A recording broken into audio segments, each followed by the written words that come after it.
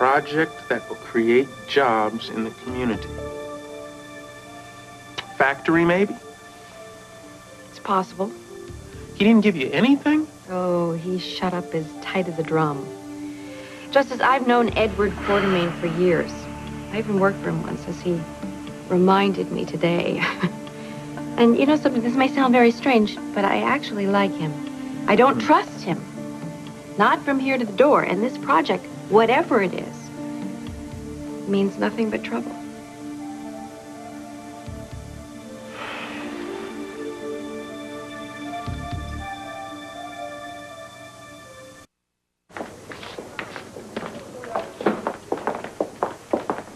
Dr. Jackson.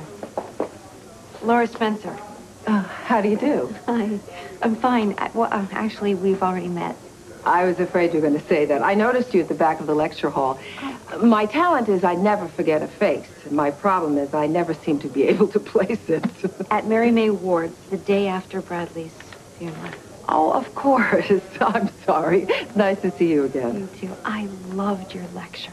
Early childhood development. I can see why. Well, other than the obvious, I'm also working on my master's degree in social work.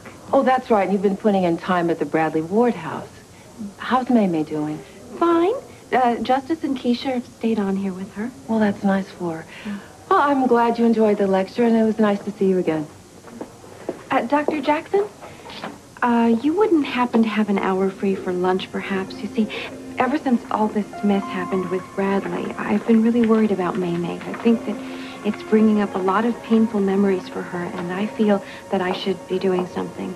But I honestly don't know where to begin.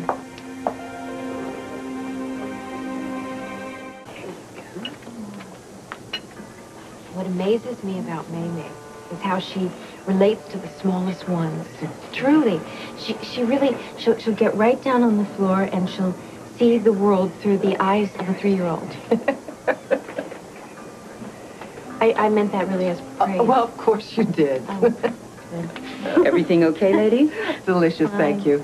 Ruby, it looks beautiful out here. Oh, thank you. I'm glad you like it. I do. I think Lucky has been avoiding me lately. Oh, well, don't take it personally. We haven't seen much of him lately either. He and Sly are up to something. Oh, dear. Dare I ask? You'll find out soon enough. I think they're going to have a little business proposition for you. And I must warn you, it's none of that Candy Drive kid stuff. I can hardly wait. Call me if you want anything. Okay. Nice lady. Oh, you have no idea. She raised my husband. I owe her an awful lot. So how was it that you met Bradley? Oh, feels like another lifetime. Let me see. I was a school psychologist, and my husband, well, my former husband, was the principal of Charles Street High School. Bradley was busy getting the school districts redrawn. He was a state assemblyman, right? Well, after the redistricting, he decided to run. And I've been so impressed with him, I volunteered to work on his campaign. That proceeded to take over my whole life. I practically organized the whole thing, and whatever the campaign manager didn't do fell into my lap. Wow, what a gold mine they had in you, someone with your smarts as a volunteer. I wasn't about to allow him to get off the hook either. After Bradley won, I resigned my job and went to work for him full-time in the Port Charles office. Wow. Well, that's a very nice life, doing something that you really love and getting paid for it. Well, the reason I loved it so much was Bradley. No one worked harder than that man. He was so passionate about his calling. He wasn't easy to keep up with either, but he challenged me. He made me laugh, and he charmed me into looking beyond my own self-imposed limitations. The sky's the limit, he used to tell me. The sky's the limit unless... Unless what? He could have gone to Washington. I believe that with all my heart, and I believe I could have made it happen. What must you have thought when he just disappeared like that? It was horrible.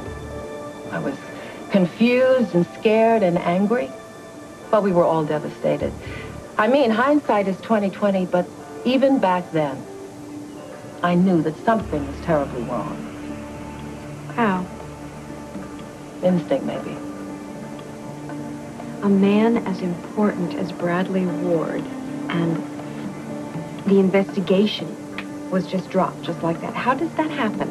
Well, even his own mother didn't want people snooping around. Although she certainly didn't have the connections to stop it. Why? If Mary Mae's so devoted to her son, why wouldn't she want the truth to come out? Which version of the truth? Forget I said that.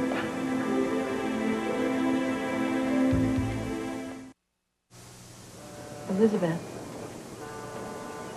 there is only one truth.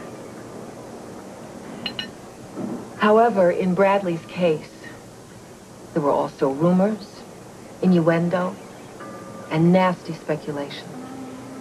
Somebody actually spread the story that he was on the take. He wasn't. No, never. Then there were others who got their kicks from attacking him on what we now call the character issue. But certainly anyone who knew him wouldn't believe any of those things.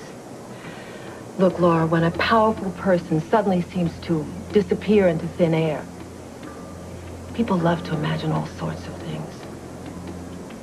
It was getting ugly. And Bradley had a lovely wife and a beautiful family who would suffer enough from his loss. And you think that Mary Mae was protecting them from vicious gossip? She still does. To say nothing of how the community drew its strength from Bradley. To have shattered that would have undone years of his work. Is it any wonder Mary Mae is so protective? If nothing can bring Bradley back now, what is the point of allowing a good man's reputation to be ravaged?